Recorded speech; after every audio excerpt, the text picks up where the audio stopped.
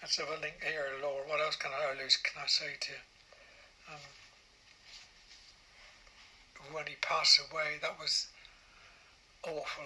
And prior to that, Chris was in a care home at Branksome. And he was being taken care of. Really good, really, except for the past couple of weeks of his life, which we didn't know he was going to die then, but he was getting bad treatment, as we discovered from the nurses and the carers in that building, which again surprised us, because up to then he was being well looked after. But the nurses had allowed him to deteriorate simply by not calling NHS, getting an ambulance to take him away, etc. And our family had to work like hell, especially Lucy. She spotted the sign, and then Julie saw as well, and they realised that Chris was in a bad way and needed to go to hospital. Sorry for the pauses, I'll go on in a minute. So eventually he was taken to hospital, and he never spoke to us again, really, even though he was there 3 or 4 days, and he just wasn't with it at all. He couldn't talk to us, and I don't think he understood us. And this was because the nurses had got his medication wrong, really. They weren't giving it to him properly, and they were just bad in their job. But that's another story. Julie, Lucy, and us are all trying to follow that one through. Anyway, the sad day came. It was all a big shock to us.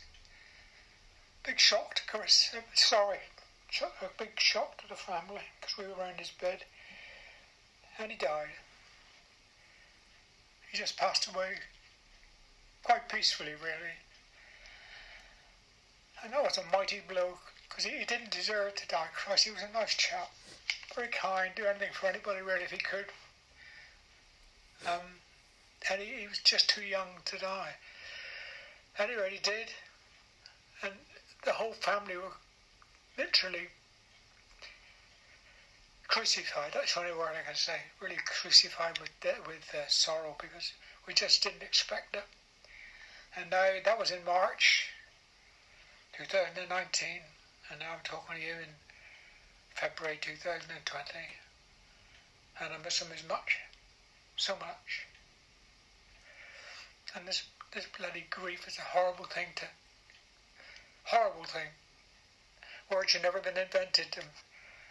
You grieve and you try to get on with your life, but and I know this has affected all our family as well, particularly Lucy. I know that we miss Chris so much,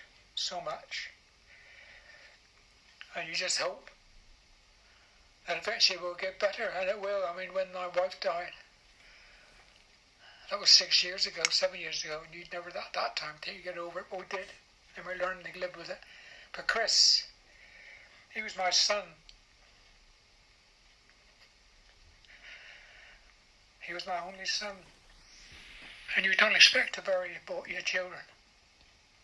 Then he didn't deserve it. If he was a little bucker and he played up or anything, or he was a thief or a robber, or he was treated people, but he was such a nice chap, Chris.